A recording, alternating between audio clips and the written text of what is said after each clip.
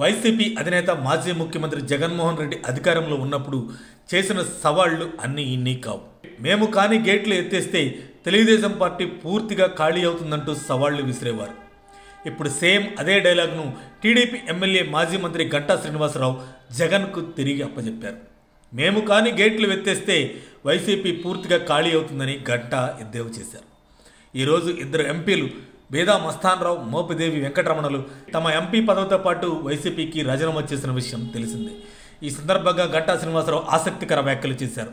గతంలో నేను వైసీపీ మునుగుతున్న నావా అని అన్నాను, కానీ అది ఇప్పుడు మునిగిపోయిన నావా అని ఎద్దేవా చేశారు గంటా. వైసీపీ ఎమ్మెల్యేలు, ఎమ్మెల్సీలు తెలుగుదేశం పార్టీలో రావడానికి వరదలాగా అందరూ సిద్ధంగా ఉన్నారన్నారు. పార్టీలోకి వచ్చేవారు రాజకీయ విలువలు పాటిస్తూ తమ పదవులకు రాజీనామా చేసి రావాలని టీడీపీ అధినేత సీఎం చంద్రబాబు నాయుడు చెప్పారని గంటా శ్రీనివాసరావు అన్నారు. ఆంధ్రప్రదేశ్ రాష్ట్ర అభివృద్ధిలో భాగస్వామ్యం కావడానికి వచ్చిన వారిని స్వాగతిస్తామని తెలిపారు.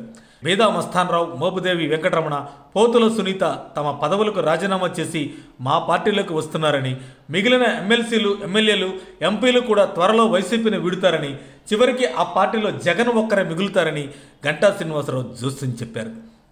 నేడు వైసీపీ ఈ దుస్థితికి ప్రధాన కారణం ముమ్మాటికి ఆ పార్టీ అధినేత జగన్మోహన్ రెడ్డిని క్లియర్గా చెప్పారు. ఇప్పటికైనా మించిపోయింది లేదు.